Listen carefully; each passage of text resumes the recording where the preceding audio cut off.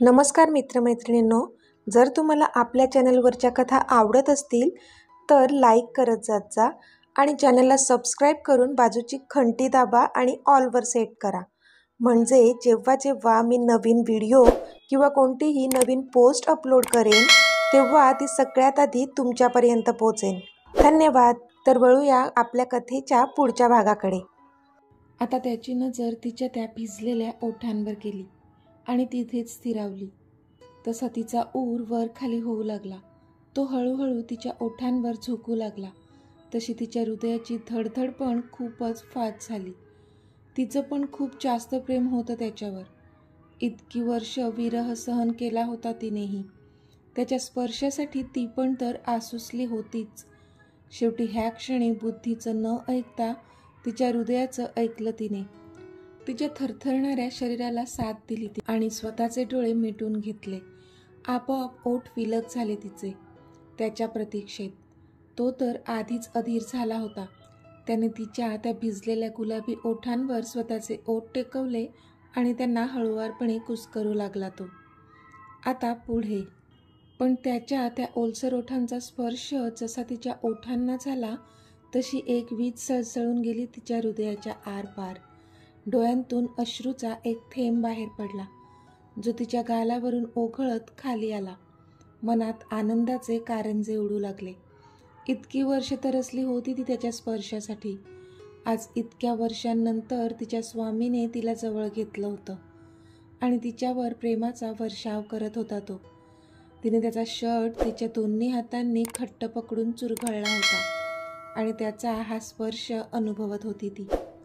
त्याला पण आता जगाचा विसर पडला होता। ती आता आपली नाहीये। तिचा आपण पराकोटीचा तिरस्कार करतो। तिने आपल्याला डीच केले। हे कोणतेच विचार सध्या ना त्याच्या डोक्यात होते आणि नाही त्याच्या मनात येत होते। होती ती फक्त ती आणि तिच्याबद्दल असलेली ओढ। दिसत होतं ते फक्त तिच्यावर केलेलं निस्सीम प्रेम आणि ह्या क्षणी तिला दूर करावंसं नव्हतं वाटत त्याला।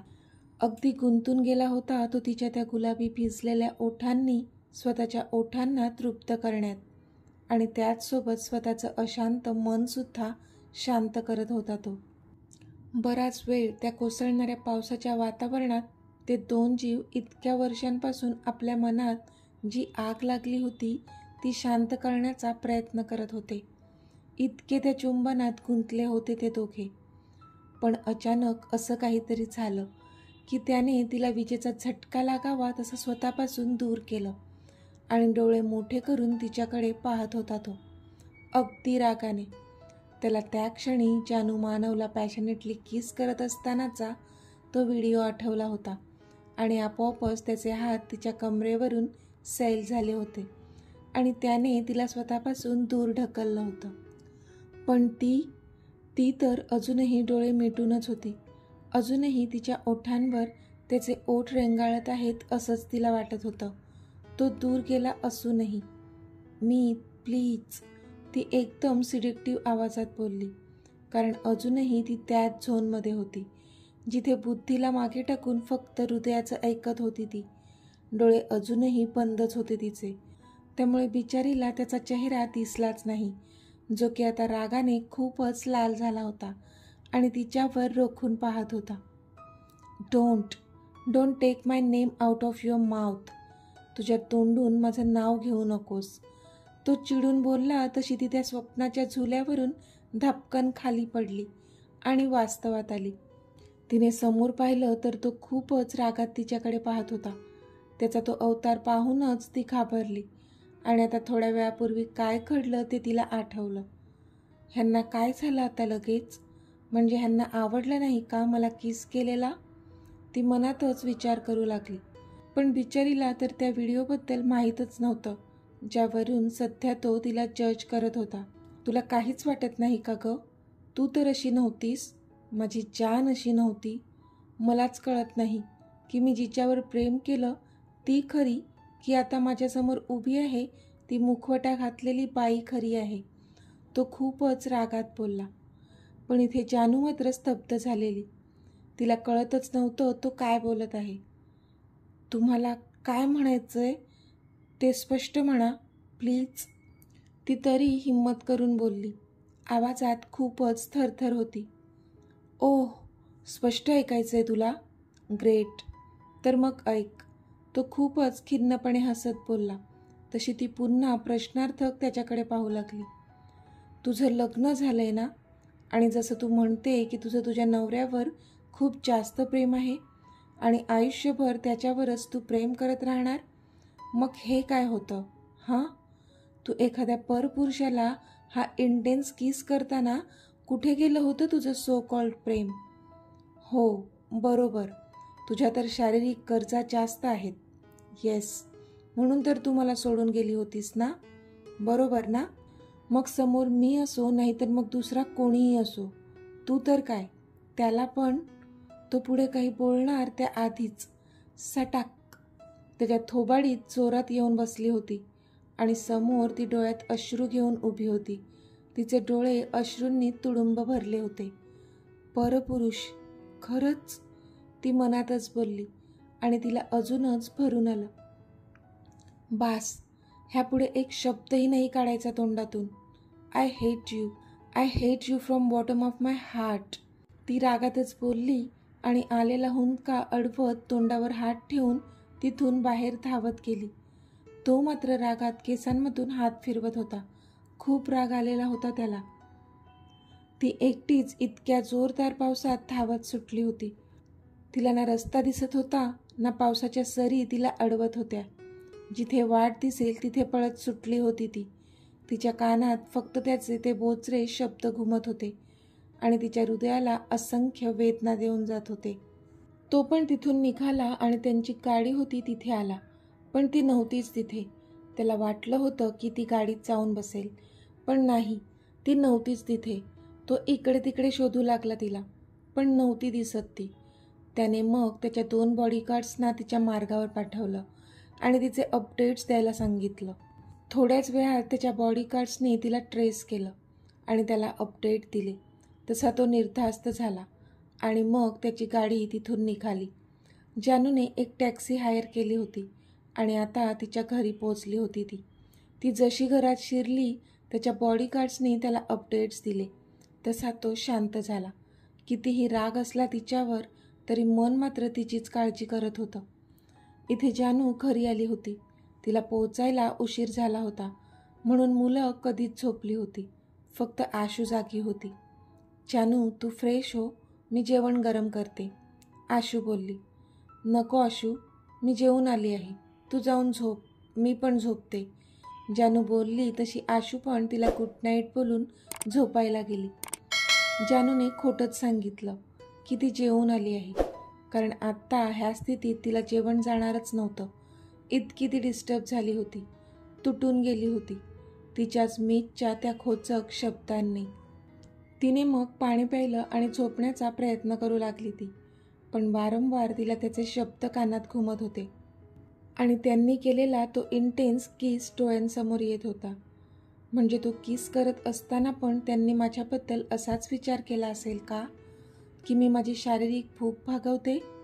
तिच्या मनात आता असे नाना तऱ्हेचे विचार येऊ लागले आणि ती खूप जास्त दुःखी होऊन अश्रूंनी तिची उशी भिजवू लागली.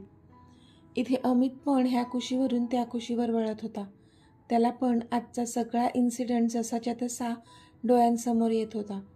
त्यांचा तो इंटेन्स किस आणि नंतर त्याने तिला झिडकारणं, सगळं आठवत होतं त्याला आणि तो अस्वस्थ होत होता.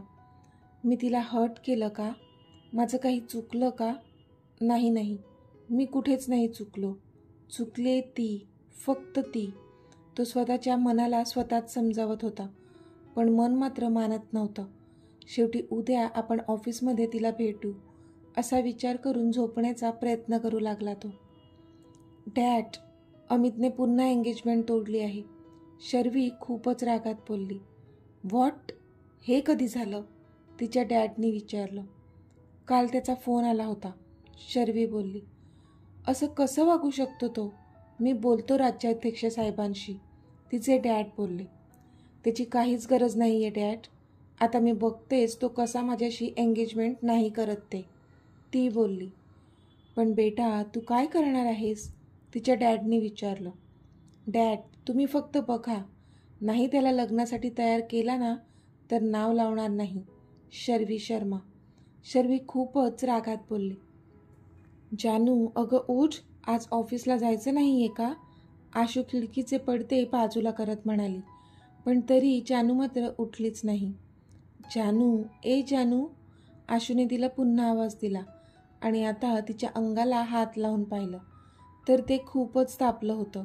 तशी आशू घाबरली. हे जानू, तुझ्या अंगात तर ताप चढलाय अगं, आशू काळजीने बोलली. तसं जानूने किलकिले डोळे करून तिच्याकडे पाहिलं. तू थांब, मी आलीच, असं म्हणून आशू गेली आणि तिने तिला क्रोसिन आणून दिली. तू ही टॅबलेट घे, मी पटकन तुझ्यासाठी नाश्ता आणते, असं म्हणून आशूने तिला ती टॅबलेट घ्यायला लावली आणि तिच्यासाठी नाश्ता घेऊन आली. पण ती मात्र नाश्ता न करताच पुन्हा झोपून गेली. थोड्या वेळाने जानूला थोडं बरं वाटलं तशी ती उठून बसली. काल भिजल्यामुळे तिला थंडी भरून ताप आला होता. पण त्या तापापेक्षाही आता तिच्या मनात जे सलत होतं ते दुःख वेगळं होतं. तिच्या मीतचे ते बोचरे शब्द अजूनही जिव्हारी लागले होते तिच्या, आणि त्यामुळेच तिच्याही नकळत अश्रू गळत होते तिच्या डोळ्यातून. ज्याच्यावर जीवापाड प्रेम केलं, ज्याच्या प्रतीक्षेत इतकी वर्षे घालवली, त्याने तर कधी सत्य शोधून आम्हाला जवळ केलंच नाही. आणि आज जेव्हा तिच्या त्याच प्रेमाच्या बाहूमध्ये त्याच्या स्पर्शात ती विरघळत होती, कारण तिचं तेवढंच नितांत प्रेम होतं त्याच्यावर, तर त्याला त्याने काय नाव दिलं होतं? शारीरिक गरज. आठवूनच डोळे भरून वाहत होते तिचे. कोणाकडून नाही, पण निदान त्याच्याकडून तरी तिला अपेक्षा होती तिला समजून घेण्याची. पण नाही, उलट तोच तिला नको नको ते घाव देत होता जे तिच्या मनावर आघात करत होते. जानू, थोडं खाऊन घे, बरं वाटेल तुला, आशू बोलली. आशू, मला भूक नाही आहे, प्लीज, जानू बोलली. अगं भूक का नाही आहे? किती वीक झाली आहे बघ, आशू बोलली. नको, मला काही नको, जानू दुसरीकडे बघत बोलली. चुपचाप खाऊन घ्यायचं हां, मी तुझं काहीच ऐकणार नाही आहे, असं म्हणत आशूने तिला जबरदस्तीने जेवण भरवलं. आशूला वाटत होतं तापामुळे तिला खावंसं वाटत नसेल, पण खरं कारण तर तिला माहीतच नव्हतं, ज्यामुळे सध्या जानू खूप जास्त डिस्टर्ब झाली होती. दुसऱ्या दिवशी अमित ऑफिसमध्ये आला होता, फॅशन इंडस्ट्रीजच्या ऑफिसमध्ये. तो लवकरच आला होता. अजून कोणीच ऑफिसमध्ये आले नव्हते. भले काल रागाच्या भरात तिला त्याने झिडकारलं होतं, पण आत्ता मात्र तिला कधी एकदा पाहतो असं झालेलं त्याला. काळजी वाटत होती तिची. आता सगळेजण ऑफिसमध्ये यायला सुरुवात झाली होती, पण ऑफिस टायमिंग निघून गेल्यानंतरही ती आलीच नव्हती, म्हणून त्याची नजर सैरभैर झाली होती तिला एकदा बघण्यासाठी. पण बराच वेळ झाला तरी अजून काही ती त्याच्या नजरेस पडत नव्हती. कशी पडणार होती? ती तर ऑफिसला आलीच नव्हती. तो मात्र आता केसांमधून हात फिरवत इकडे तिकडे रेसलेसली फिरत होता. त्याला काहीच सुधरत नव्हतं तिच्याशिवाय आता. शेवटी न राहून त्याने त्याचा फोन घेतला आणि त्यामधून तिचा नंबर काढून डायल केला. रिंग जात होती आणि क्षणाक्षणाला त्याची धडधड वाढत होती. पण सगळ्या रिंग जाऊनही तिने कॉल रिसीव्ह केलाच नाही. तरी स्वतःचा इगो बाजूला ठेवून त्याने पुन्हा तिचा नंबर डायल केला, पण ह्यावेळी मात्र तिने त्याचा कॉल चक्क कट केला. बास. साहेबांच्या रागाचा पारा चढला आणि त्याने तो फोन रागाने फेकून दिला. तसे त्या फोनचे 2 तुकडे झाले. जसा त्या फोनच्या तुटण्याचा आवाज आला, रॉनी लगेच त्याच्या केबिनमध्ये आला. Boss, are you okay? रॉनीने काळजीने विचारलं. मेन ऑफिस, अमित रागातच बोलला आणि ताडताड पावलं टाकत तिथून निघून पण गेला. रॉनीला कळलं की आता मेन ऑफिसमध्ये जायचंय, पण अचानक का ठरवलं असेल त्यांनी त्याला काही कळलं नाही. पण मग समोर 2 तुकडे झालेला फोन त्याला दिसला. तशी त्याने नकारार्थी मान हलवली आणि ते दोन्ही तुकडे त्याने उचलले आणि लगेच एक फोन केला. आता ते मेन ऑफिसमध्ये पोहोचले होते. अमित त्याच्या चेअरवर जाऊन बसत नाही त्याआधीच त्याच्या पुढ्यात नवीन फोन आणून ठेवलेला होता. समजते कोण ही स्वतःला? माझा फोन कट करतेस? हाऊ कॅन शी? तो रागातच स्वतःशी बोलत होता. मला काहीच फरक पडत नाही तुझ्या असण्याने वा नसण्याने. आधीही पडत नव्हता, सो आत्ताही पडत नाही. तो पुन्हा स्वतःलाच बोलत होता.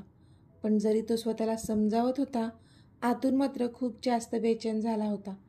असाच हा दिवस निघून गेला. दुसऱ्या दिवशी ऑफिसमध्ये अमित पुन्हा फॅशन इंडस्ट्रीमध्ये आला होता. आज अजिबातच बोलणार नाही तिच्याशी, बघणार पण नाही तिच्याकडे. काहीच फरक पडत नाही मला, ती माझ्याशी बोलण्याने अथवा न बोलण्याने.